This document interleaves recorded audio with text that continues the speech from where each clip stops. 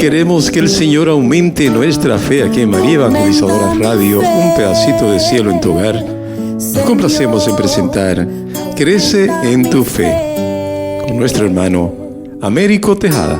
Que nunca olvide tus promesas. Saludos en este glorioso día y bendiciones a los radio oyentes que escuchan María Evangelizadora Radio, que están sedientos de la palabra de Dios. Les envía un saludo a su hermano Américo Tejada, de la parroquia San Simón que está en San José, que está localizada en el Bronx y pertenece a la Arquidiócesis de Nueva York. Estamos aquí todos los miércoles de 4 a 5 p.m. y los sábados de 9 a 10 a.m. hora de Nueva York.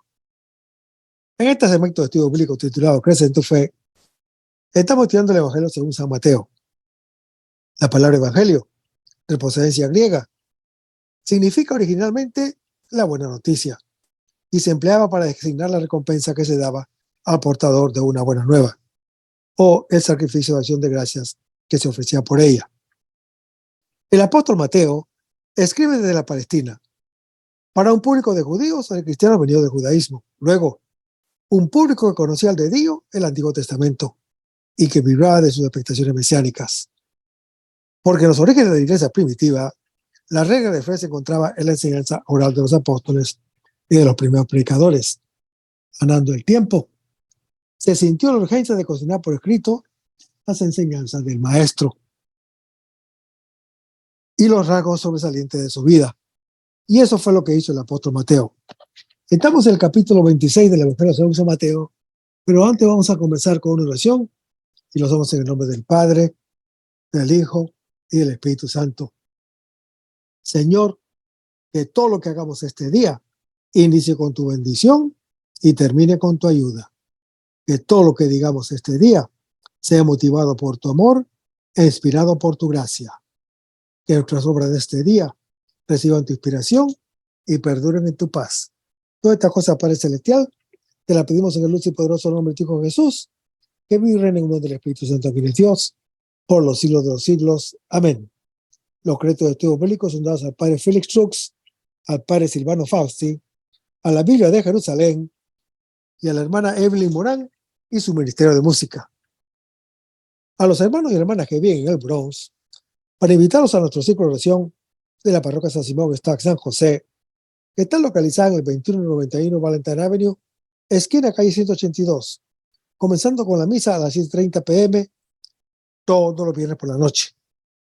Para anunciarles que nuestro próximo tema a los hermanos y hermanas de María Evangelizadora Radio, que cuando terminemos este evangelio que estamos anunciando ahora de San Mateo, nuestro próximo tema será el credo de los apóstoles, que es la profesión de nuestra fe.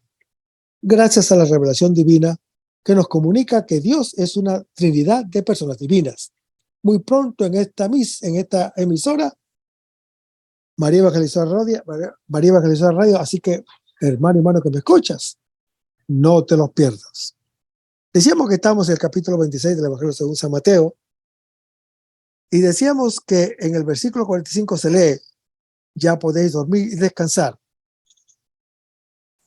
Vuelve por tercera vez desde el Padre hasta los hermanos. Si antes dijo velad, ahora dice dormid. El que ha entrevisto al Hijo en esta noche puede dormir en paz. También en el sueño último de la muerte ya no encuentra mal o el mal que teme, sino el descanso que desea. El mismo Señor que está allí con él. Seguimos leyendo el versículo. Ha llegado la hora. Hermanos, esta es la hora de la salvación, en la cual cada Adán vuelve a estar con el Hijo de Dios. Seguimos leyendo el versículo. El Hijo del Hombre va a ser entregado en manos de pecadores. En nuestras manos de pecadores es entregado el Hijo de Dios, que nos entrega al Padre. Y el versículo 46 se lee: levantaos, vámonos. No está en contradicción con lo que acaba de decir. Ya podéis dormir y descansar. Nuestro dormir, hermano que me escuchas, es decir, morir, ya es un despertar a la nueva vida. Y nuestro descanso es un caminar a la luz del séptimo día. Seguimos leyendo el versículo. El que me va a entregar está cerca. Ha llegado el reino de Dios sobre la tierra. El Hijo de Dios, que cumple la voluntad del Padre Celestial, se entrega en nuestras manos. Nuestro mayor mal, dar la muerte al Hijo de Dios, viene a ser la hora del mayor bien. Dios nos da su vida. Es la hora de la salvación. El Hijo de Dios está en las manos de todos los hermanos, por más que estén alejados y sean pecadores. Hermanos, el reino de los cielos sufre violencia y los violentos lo arrebatan, lo anuncia Mateo, capítulo 11. En efecto, es el reino del Padre Celestial, en el cual el Hijo de Dios se hace a cargo de todas nuestras violencias. Nosotros, los violentos, nos apoderamos de él y así lo concebimos. Pero vayamos a Mateo capítulo 26, versículo 47 al 56, donde se lee: aún estaba hablando cuando llegó Judas, uno de los 12, y con él un gran tropel de gente con espadas y palos, enviados por los sumos sacerdotes y los ancianos del pueblo.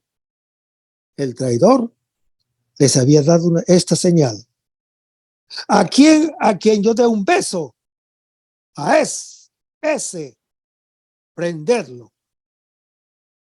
Se acercó a Jesús y lo saludó: salve, Rabí, y le dio un beso.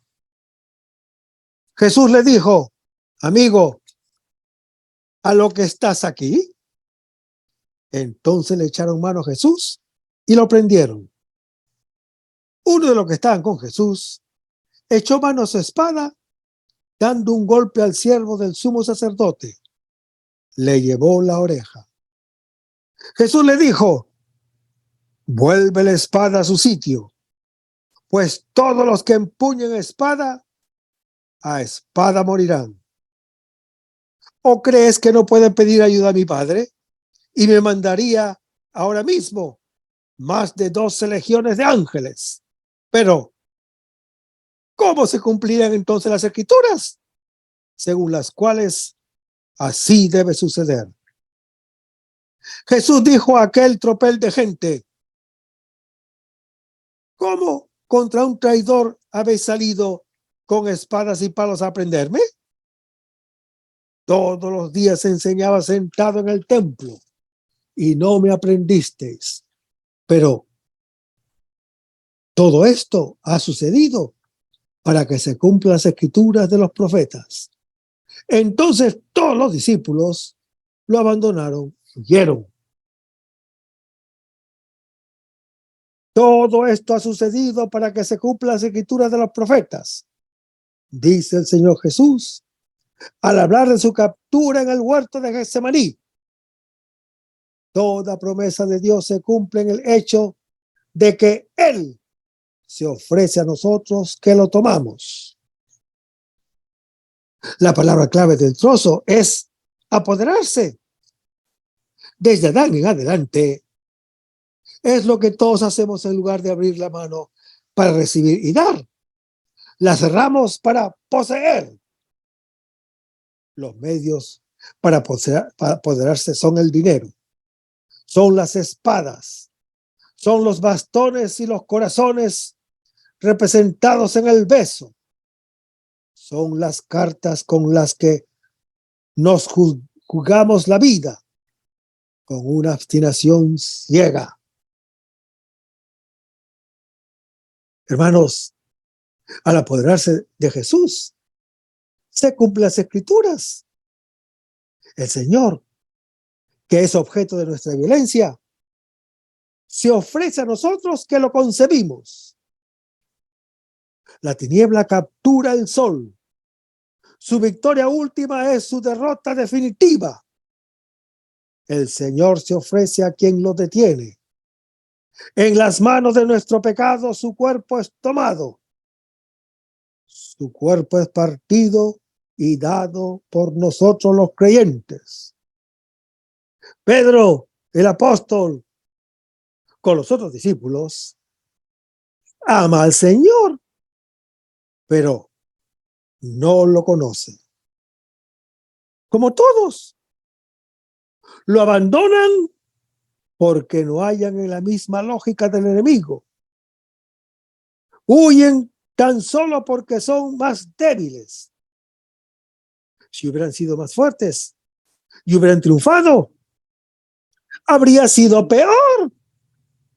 El Señor Jesús estaría todavía agonizando en el huerto. Hasta ese momento, el Señor Jesús había obrado, haciendo el bien a todos, lo anuncia Hechos capítulo 10. Ahora ya no hace nada. Se transforma en lo que nosotros hacemos de él. Terminada la acción, comienza la pasión. Si su acción particular y solo simbólica, su pasión es universal y real. Con su acción benefició a alguno. Con su pasión lleva el mal de todos. Cuando él estaba libre, de su manto brotaba la vida. Al toque de su mano, los cojos saltaban como venados. De sus ojos, los ciegos bebían la luz.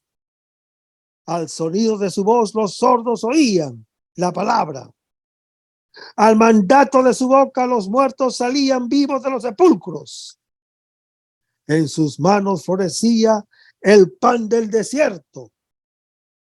Ahora no hace ni es nada. Es aquella nada a la cual nosotros, al apoderarnos, lo reducimos todo. Es como una mariposa aprisionada en el puño. Hermanos, el Cristo manso y humilde se hace cargo de nuestra violencia, que sobre él agota su carga y se apaga. En efecto, hermano que me escuchas, no responde al mal con el mal, sino con el don y el perdón. Jesús, hermano que me escuchas, después de su acción, comienza su pasión. En ella se cumple la Escritura, que expresa la voluntad del Padre Celestial de salvar a todos sus creyentes. Y eso sucede en el Hijo de Dios, que se ofrece a los hermanos que lo capturan. La iglesia está representada por el apóstol Pedro y por los discípulos, que tienen el mismo modo de pensar y de obrar de los otros. Aunque aman al Señor, hacen el juego opuesto al suyo. Son, sin saberlo, sus enemigos. Realizan empresas ambiguas que causan daño si tiene éxito y hacen el bien si fracasan. Y en el versículo 47 se lee: Judas, uno de los 12.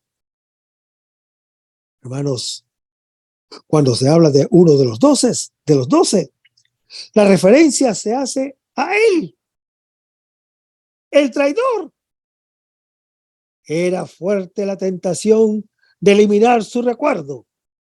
En cambio, sigue siendo siempre uno de ellos, como su amado, llamado, enviado y traidor. El que no lo reconoce como hermano, aún más como sí mismo, está todavía fuera de la gracia. obra como él, pero sin saberlo. Seguimos leyendo el versículo. Con espadas y palos. El medio normal para apoderarse es el dinero. Mediador universal con el cual se obtiene todo. Donde no basta el dinero, acumulación de violencia limpia, se acude a espadas y bastones. Violencia pura. Refuerzo mortal de la mano. El dinero, las espadas y los bastones dominan el mundo, perdido en esa lucha que los hombres sostienen entre sí para apoderarse los unos de los otros. Basta leer lo que acontece desde los mitos de los orígenes hasta la última página de la crónica. Y el versículo 48 se lee: aquel a quien yo dé un beso, ese es. Al dinero, a las espadas y a los bastones, hay que agregar los corazones o las copas si uno prefiere. El beso, hermano que me escuchas, que es señal de amor y adoración. Adorar significa llevar a la boca, o sea, besar. En una lógica de violencia, indica lo que se desea poseer. Y seguimos leyendo el versículo. Prenderlo. Apoderarse es el deseo que mueve toda acción. El hombre no es la vida. Simplemente la tiene porque le ha sido dada. Y continuamente la alimenta con lo que recibe. En realidad, hermano que me escuchas, el apoderarse le da muerte. Elimina simbólicamente o realmente a quien se la da y a todos los otros que se la disputan.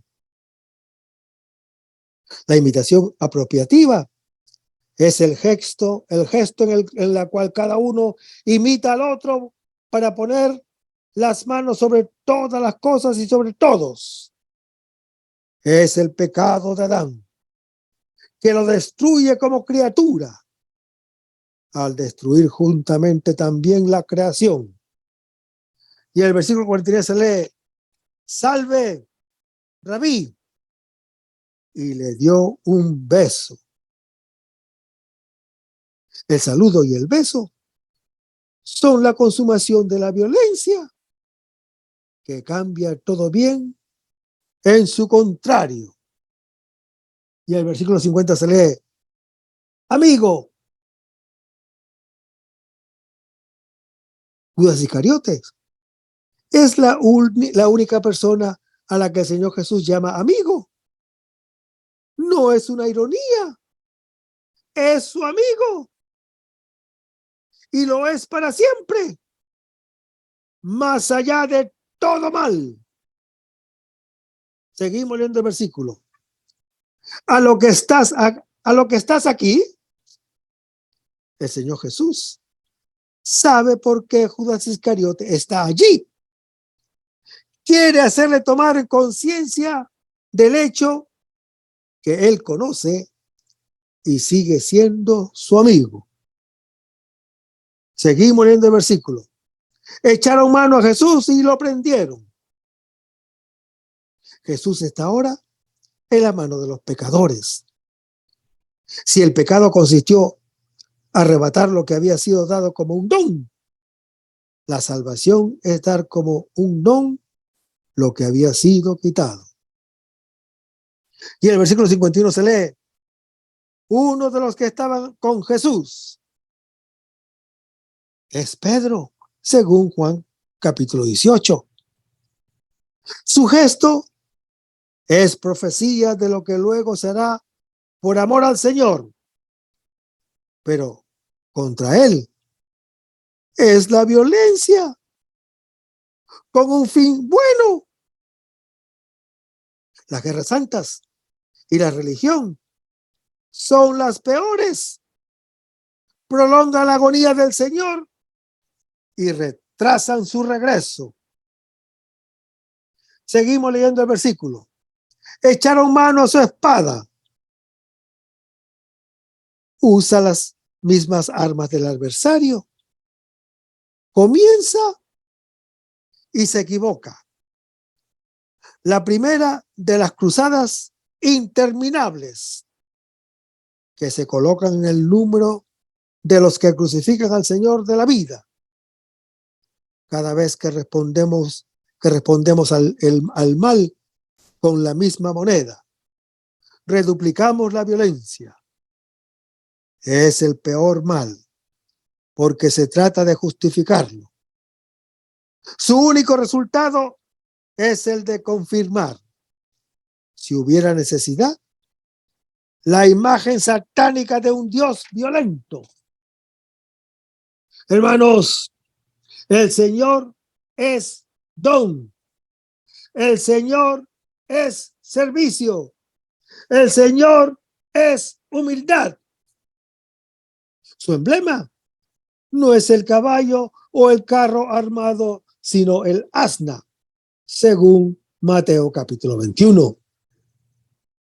El que quiere defender o difundir el reino de Dios con el poder mundano, cruza el asna con el caballo y obtiene el mulo, estéril y sin entendimiento, según lo anuncia el Salmo 32. Es también posible cruzarla más allá de toda ingeniería biogenética con el carro armado. Entonces se obtiene un monstruo apocalíptico. El anticristo es uno que promete la salvación, pero su lenguaje no es el del Cordero de Dios que quita el pecado del mundo, como lo anuncia el Apocalipsis capítulo 13, lo que anuncia Juan primero capítulo 1 y después Apocalipsis capítulo 13. Seguimos leyendo el versículo. Le llevó la oreja. Nuestro celo no golpea al enemigo en la cabeza.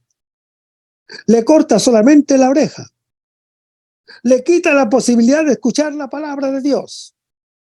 Toda acción de caballo o carro, lejos de vencer el mal, lo multiplica con un agravante. Cierra la posibilidad de conversión. Todo se reduce a un gran corte de orejas que aleja siempre más de la verdad y que nos hace libres. Y el versículo 52 se lee: los que empuñan espada, a espada perecerán. Hermanos, la violencia genera violencia. Tarde o temprano, el que hace violencia es víctima de ella.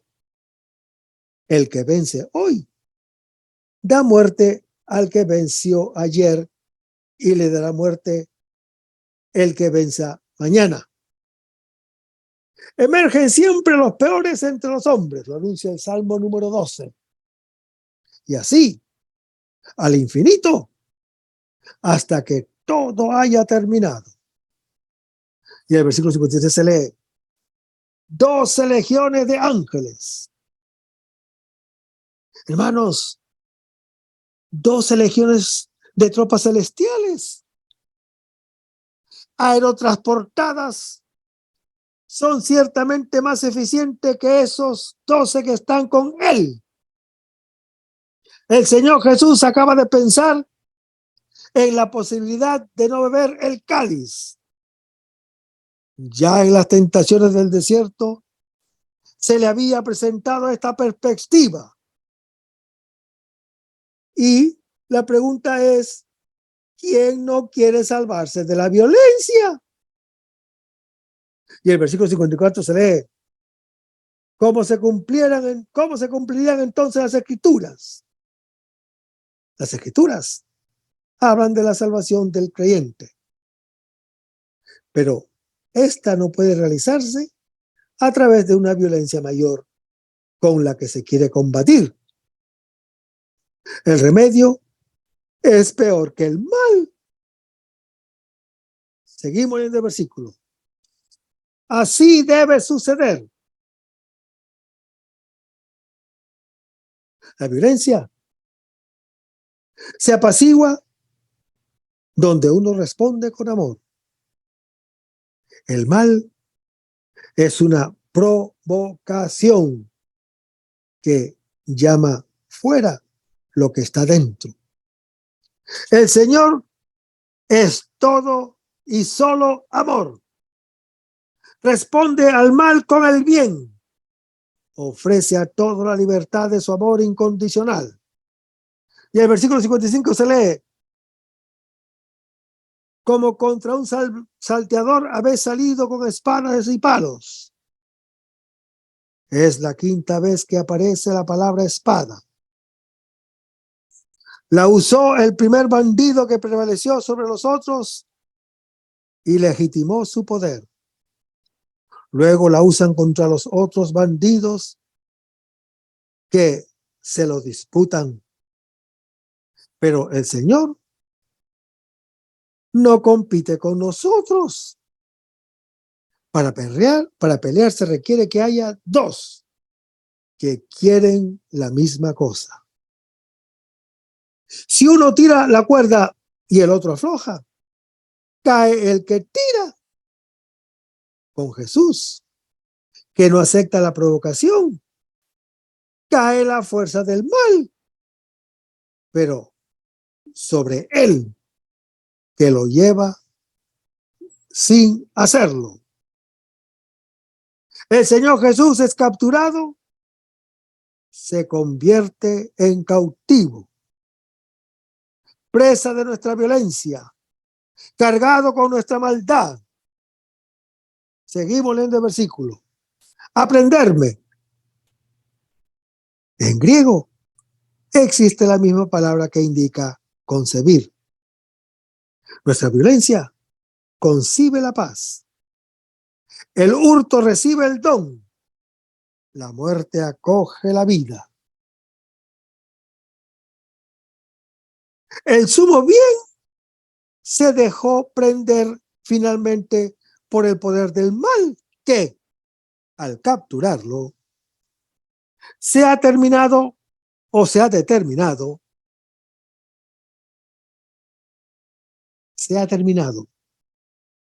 Esta es la astucia sublime con la cual Dios nos salva, respetando nuestra libertad, pero también la propia.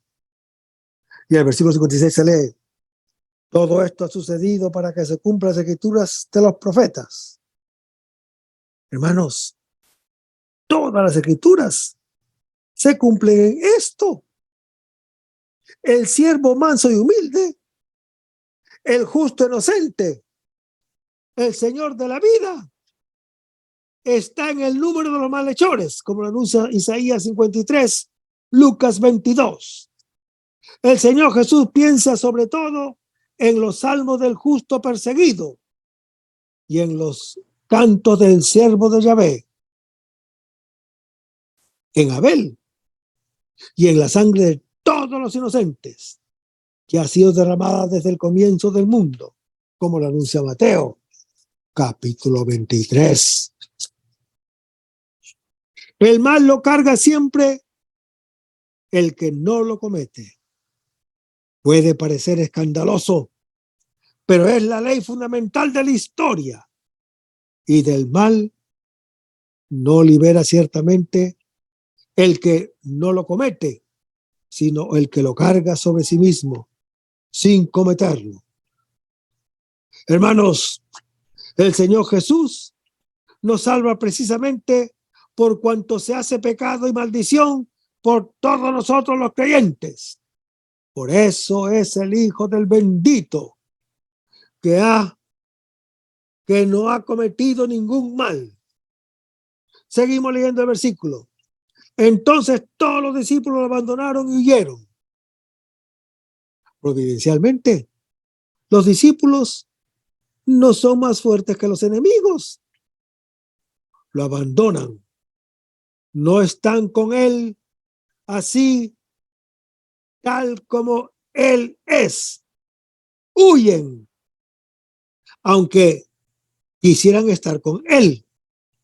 Este abandono por parte de los amigos es para el amigo la violencia más cruel. Pero vayamos a Mateo capítulo 26, versículos 57 al 68, donde se lee: los que prendieron a Jesús lo llevaron a casa de Caifás, el sumo sacerdote, donde se habían reunido los escribas y los ancianos. Pedro lo iba siguiendo de lejos hasta el palacio del sumo sacerdote. Entró y se sentó con los criados para ver el final. Los sumos sacerdotes y el Sanedrín entero andaban buscando un falso testimonio contra Jesús con ánimos de darle muerte, y no lo encontraron. Aunque se presentaron muchos falsos testigos, al fin llegaron dos que dijeron: este dijo, yo puedo destruir el santuario de Dios y en 3 días edificarlo. El sumo sacerdote se levantó y le dijo: ¿no respondes nada a lo que estos atestiguan contra ti? Pero Jesús seguía callado. El sumo sacerdote le dijo: yo te conjuro por Dios vivo, que me digas si tú eres el Cristo, el Hijo de Dios. Jesús le contestó: sí, tú lo has dicho. Y yo os declaro que a partir de ahora veréis al Hijo del Hombre sentado a la diestra del Padre y venir sobre las nubes del cielo. Entonces el sumo sacerdote rasgó sus vestidos y dijo: ¡ha blasfemado! ¿Qué necesidad tenemos ya de testigos? ¿Habéis oído la blasfemia? ¿Qué os parece? Ellos respondieron que es reo de muerte. Se pusieron a escupirle la cara y a bofetearle, y otros a golpearle, mientras le decían: adivinaos, Cristo, ¿quién te ha pegado? Tú lo has dicho, responde el Señor Jesús al sumo sacerdote que le pregunta si él es el Hijo de Dios, el Cristo. Frente a la cruz, que ya se perfila como su destino, revela su identidad. Él es el Cristo, Él es el Emmanuel, Él es el Salvador, Él es el Dios con nosotros, precisamente por cuanto es condenado por blasfemia. Estamos acostumbrados a decir que Jesús es el Cristo y el Hijo de Dios. Ya no nos damos cuenta de lo escandaloso que es lo que decimos. Profesamos que el Salvador es un derrotado. Dios es uno que ha sido crucificado por blasfemia. El autor de la vida es un condenado a la muerte. El juez es uno que es juzgado. Y el justo es un ajusticiado. Precisamente así, hermano que me escuchas, Él es el Cristo que nos salva de nuestras falsas expectativas de salvación. El Hijo de Dios que nos salva de nuestra imagen falsa de Dios. El siervo que nos da la vida. El juez que nos justifica.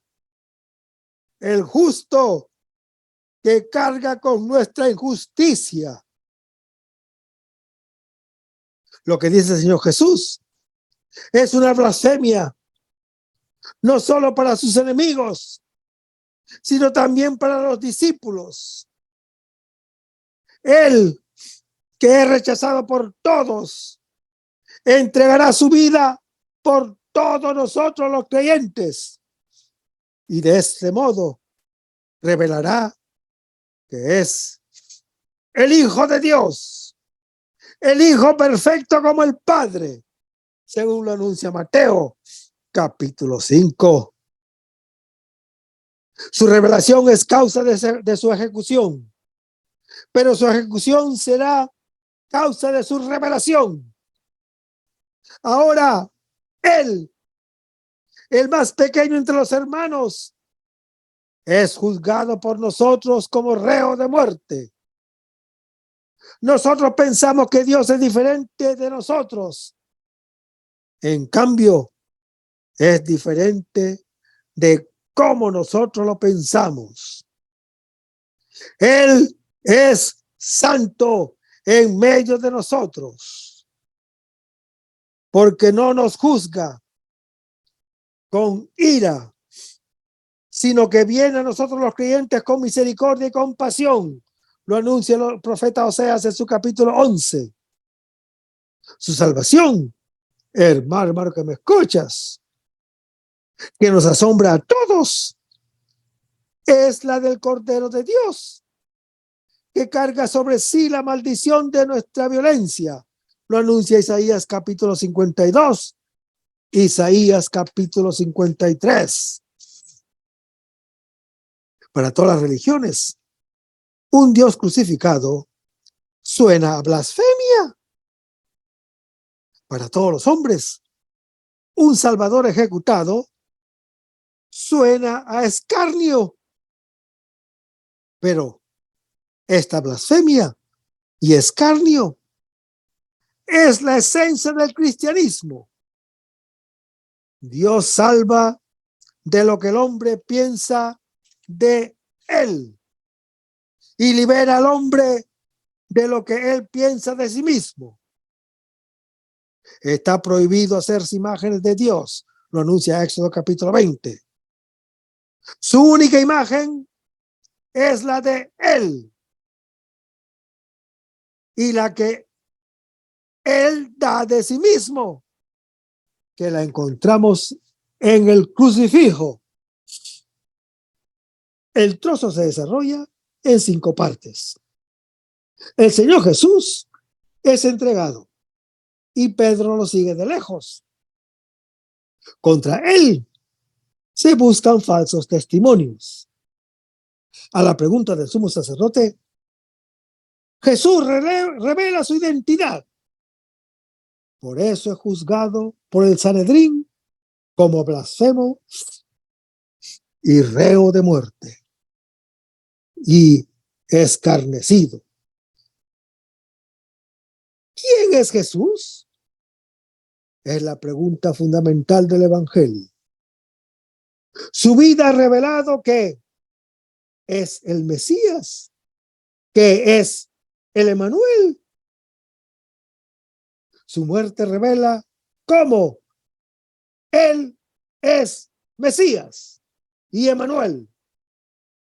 Él, el último de todos, nos muestra el rostro.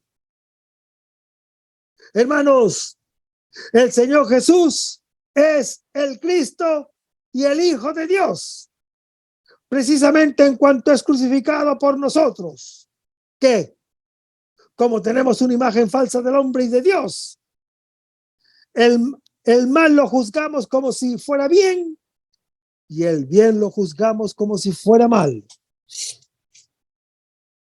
La iglesia reconoce en el crucificado a su Salvador, a su Señor y juez, pero solo si antes se identifica con el apóstol Pedro y los que no lo reconocen y lo condenan.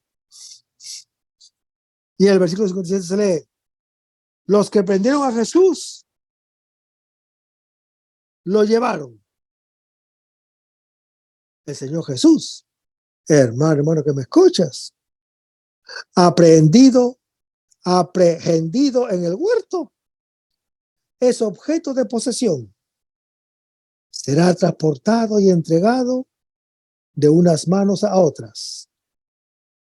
Los que lo han apresado lo entregan a los jefes del pueblo, estos a Pilato. Pilato al pueblo y el pueblo a la cruz. Su cuerpo, entregado por nosotros, pasa del uno al otro, de tal modo que todas las manos de pecadores reciban el don. Su sangre de cordero recaerá sobre todos nosotros los creyentes, como lo anuncia Mateo capítulo 27, para nuestra salvación. Seguimos leyendo el versículo. Se habían reunido. El Sanedrín está reunido de noche, de un modo informal, porque está prohibido reunirse en consejo en las tinieblas. La luz entra en la noche. Y el versículo 58 se lee: Pedro lo iba siguiendo de lejos. El testimonio del Señor Jesús está incluso entre Pedro, que lo sigue, y Pedro, que lo niega. Estamos llamados a reconocer a este Jesús, que viene con su gloria para su juicio. Seguimos leyendo el versículo. Para ver el final. Pocos tiempos antes, el apóstol Pedro había declarado que estaba dispuesto a morir con él. Lo ama y espera tal vez que se libre con una de sus determinaciones prodigiosas. Había rehusado su generosa defensa cuando había dicho que tenía a su disposición 12 legiones de ángeles. ¿No será este el momento en el cual se decide? El apóstol Pedro lo negará cuando vea que la cosa no termina según sus deseos. Y el versículo 59 se lee: andaban buscando un falso testimonio contra Jesús con ánimo de darle muerte. Y esto lo pueden leer en el Salmo 27. Hermanos, su condena a muerte ya está decidida, precisamente porque es justo, como lo anuncia Sabiduría capítulo 2. Nos parece extraño que el justo cargue sobre sí la injusticia, incluso la peor, la del juicio. En cambio, es normal, por más que sea escandaloso. Y el versículo 60 se lee: y no lo encontraron. Es importante la inocencia del Señor Jesús. Si fuera culpable, su sufrimiento sería merecido, como el nuestro, lo anuncia Lucas capítulo 23. Ya no sería meritorio para nosotros. Seguimos leyendo el versículo. Muchos falsos testigos. Se insiste en la falsedad de los testimonios. La mentira nos impide conocer la verdad que nos hace libres y proporciona la muerte, como está en Juan capítulo 8. Y el versículo 61 se lee: yo puedo destruir el santuario de Dios y en 3 días edificarlo. Como lo puede leer en Marcos capítulo 14, Juan capítulo 2, Hechos capítulo 6. Hermanos, el Señor Jesús le dijo la destrucción del templo en Mateo capítulo 24. Por una palabra análoga, se quería dar muerte también a Jeremías, en Jeremías capítulo 26. El templo en el cual habita corporalmente toda la plenitud de la divinidad, según lo dice el apóstol Pablo en su epístola a los Colosenses capítulo 2. Es su cuerpo, destruido en la cruz por nuestra violencia y reedificado en el sepulcro por la potencia de Dios. Unidos a Él, que es piedra viva, desechada por los hombres, pero elegida y valiosa delante de Dios.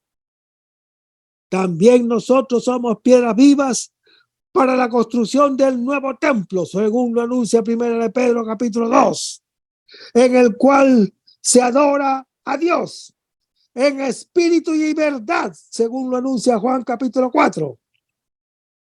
Es el Espíritu Santo que nos devuelve nuestra verdad de creyentes. Y el versículo 62 se lee: ¿no respondes nada? Hermanos, el sumo sacerdote, como lo hizo luego Pilato, se extraña del silencio del Señor Jesús. Cordero mudo, llevado al matadero, según Isaías 53. ¿De qué va a defenderse? ¿De la verdad que ha dicho o de nuestra violencia? Sería mentiroso o violento como nosotros. Y el versículo 63 se lee: Jesús seguía callado.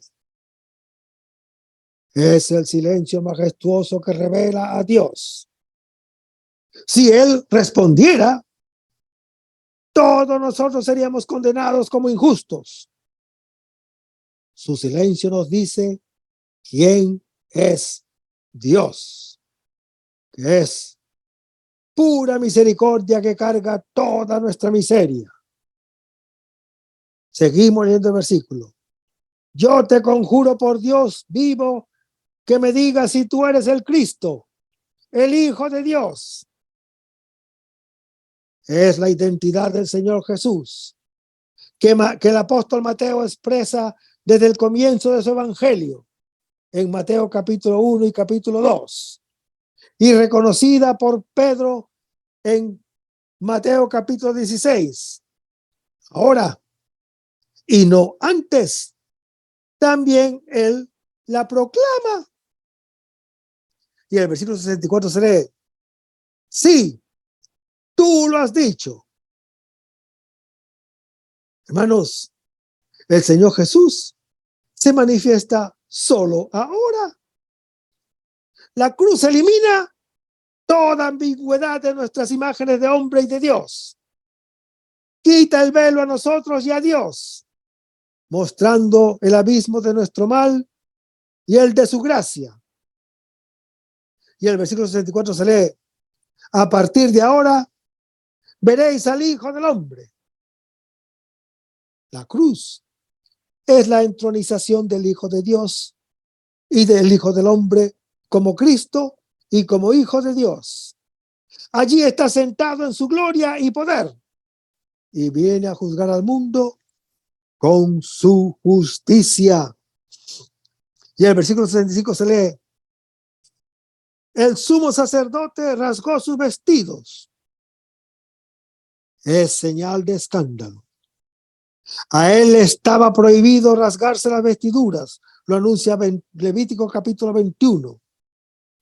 Es el anticipo del rasgarse el velo del templo, según lo anuncia Mateo capítulo 27.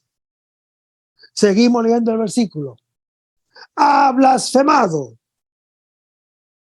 Hermanos, la blasfemia consiste en el hecho de que el Señor Jesús afirma que Él es el Cristo, el Hijo de Dios, es Él, el hombre condenado. La blasfemia del Señor Jesús nos libera de nuestra blasfemia acerca de Dios. Por esta blasfemia, Dios es Dios, diferente de todas nuestras representaciones piadosas e impías o impías. Seguimos leyendo el versículo. ¿Qué necesidad tenemos ya de testigos? Todos nuestros falsos testimonios para darle muerte cesan frente a esta blasfemia que nos revela la verdad inaudita de un Dios que da su vida por el creyente. Y el versículo 66 se lee: ¿qué os parece? La pregunta dirigida al Sanedrín interpela también al lector. ¿Qué me parece a mí esta blasfemia? Reconozco a mi Salvador, Señor y juez, en aquel a quien yo juzgo como reo de muerte. Seguimos leyendo el versículo. Es reo de muerte. Es el parecer de todos. Por esta blasfemia es condenado a muerte. Y precisamente en su conducta a muerte, Él es el Cristo que salva, el Dios que ama, el juez que justifica. Y el versículo 67 se lee: se pusieron a escupirle la cara. Ahora el rostro se quita el velo y muestra su belleza, la gloria, en lugar del beso de adoración. Recibe el esputo de nuestro desprecio, como lo anuncia Mateo, capítulo 27. Seguimos leyendo el versículo. Y a bofetearle. El poder es el blanco de nuestra violencia. Seguimos leyendo el versículo. A golpearle. Los golpes de nuestro mal se abaten sobre el que no tiene culpa. Y el versículo 68 se lee: adivinaos, este cuerpo cubierto de esputos, cubierto de bofetadas y golpes, es la palabra última en la cual vemos a Dios cara a cara.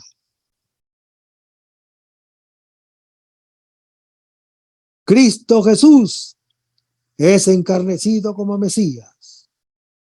Él es el Mesías que nos salva precisamente por cuanto es objeto de todas las violencias. Y seguimos leyendo el versículo. ¿Quién es el que te ha pegado? Es la pregunta que el Evangelio le hace al lector.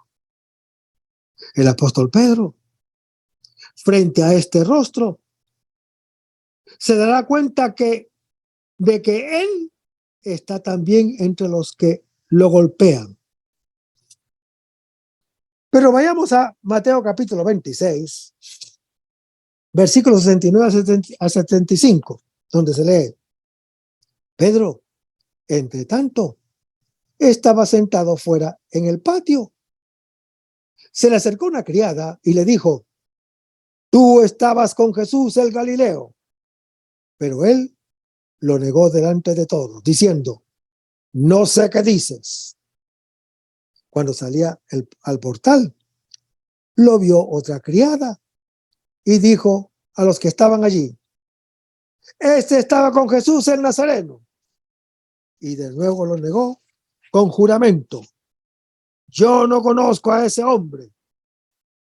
Al poco tiempo se le acercaron los que estaban allí y le dijeron a Pedro: ciertamente tú también eres de ellos, pues tu misma habla te descubre. Entonces él comenzó a conjurar y perjurar: yo no conozco a ese hombre. Inmediatamente cantó un gallo. Entonces Pedro se acordó de aquello que le había dicho Jesús: antes de que el gallo cante, me negarás 3 veces. Y saliendo fuera, rompió a llorar amargamente. Yo no conozco a ese hombre, dice el apóstol Pedro al hablar del Hijo del Hombre, que ha comenzado a revelarse en su gloria. No lo reconoce en el más pequeño entre sus hermanos. También el apóstol Pedro expresa su juicio de condena sobre él, como todos los otros. También Él está entre los que lo golpean, y sus golpes son más violentos. Son los del amigo, con quien me unía una dulce amistad. Lo anuncia el Salmo 55. Hermanos, el apóstol Pedro no miente cuando dice que no lo conoce. Por primera vez se da cuenta de que nunca lo ha conocido. El rostro, velado por esputos y bofetadas, le revela dos verdades desconocidas para él hasta ahora. Cristo es uno que es golpeado por el mal, y Él está entre los que lo golpean. Comienza su bautismo, comienza a sumergirse en la conciencia del propio pecado y de la misericordia de su Señor. Quería morir con Jesús. Ahora descubre que es Jesús quien muere por él. Cede el terreno deslanable de su presunción y sale a flote la piedra. La fidelidad indefectible de su Señor, que es fiel a él, que es infiel. Esta será la roca sobre la cual se edifica la iglesia. Lo anuncia Mateo capítulo 16. La fe en la cual el apóstol Pedro confirmará luego a sus hermanos, según lo anuncia el evangelista Lucas en su capítulo 22. Su caída no es fortuita, es necesaria para su salvación. Debe morir a la propia justicia como hombre para vivir de la justificación de Dios. Si no lo hubiera negado, habría podido pensar que el Señor es fiel porque Él le es fiel. No habría conocido su fidelidad sin límites. No habría muerto por Cristo. Habría pensado siempre que la salvación es sacrificar la vida y no recibirla como un don de un Dios que ama y da la vida por Él. Le quedaría todavía oculto el misterio profundo de Dios y del creyente. Hermanos, Dios es amor sin limitaciones y el creyente es amado por Él infinitamente. En el apóstol Pedro se realiza el paso difícil de la ley al evangelio. Muere en él el hombre religioso que busca la propia perfección hasta el sacrificio supremo de sí mismo. Y nace el creyente nuevo que vive del amor de su Señor, que muere por él, que es pecador. Esta es la buena noticia. Somos salvados por la gracia de Dios. En efecto, hermano que me escuchas, la salvación es el amor y el amor es gratuito o no existe. El apóstol Pedro llega a entender como Pablo que Cristo ha muerto por los pecadores, de los cuales yo soy el primero, dice el apóstol Pablo en 1 Timoteo capítulo 1. Descubre su pasión por él y se sumerge en ella hasta llegar a decir: no vivo yo, sino que Cristo que vive en mí. La vida que vivo presente en la carne, la vivo en la fe del Hijo de Dios que me amó y se entregó a sí misma por mí. Lo anuncia Gálatas capítulo 2. Y el resto, hermano que me escuchas, lo vamos a ver en el próximo segmento. Manténganse en sintonía. Vamos a despedirnos con una oración. Lo hacemos en el nombre del Padre, del Hijo y del Espíritu Santo. Señor Jesús, ayúdanos a conservar el fervor espiritual. La dulce y confortadora alegría de evangelizar, incluso cuando hay que sembrarte lágrimas, como Juan el Bautista, como lo hicieron los apóstoles Pedro y Pablo y los otros apóstoles, y también esa gran multitud de evangelizadores que se han sucedido a lo largo de la historia de la Iglesia Católica, con un ímpetu interior que nada ni nadie sea capaz de extinguir. Señor Jesús, que sea esta la mayor alegría de nuestras vidas entregadas al Evangelio. Y ojalá que el mundo actual pueda así recibir la buena nueva de tu Evangelio, porque tenemos la tarea de anunciar el reino de Dios y de implantar tu iglesia en este mundo que todavía no te conocen. Todas estas cosas, Padre Celestial, te las pedimos en el dulce y poderoso nombre de tu Hijo Jesús, que vive y reina en unión del Espíritu Santo, quien es Dios, por los siglos de los siglos. Amén. Hasta el próximo segmento. Que el Señor... Aumenta mi fe, Señor, aumenta mi fe. Aumenta mi fe, Señor, aumenta mi fe. Que nunca olvide tus promesas, que nunca olvide tus palabras, que Él lo crea, que no lo dude jamás. Tu palabra me dice, todo el que pide se le dará. Y el que toque a la puerta se le abrirá.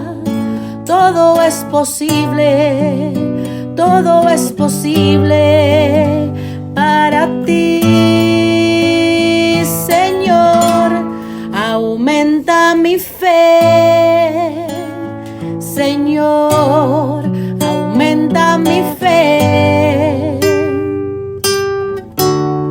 Aumenta mi fe, Señor, aumenta mi fe, aumenta mi fe, aumenta mi fe, aumenta mi fe, aumenta mi fe, aumenta mi fe, aumenta mi fe, aumenta mi fe, aumenta mi fe, Señor.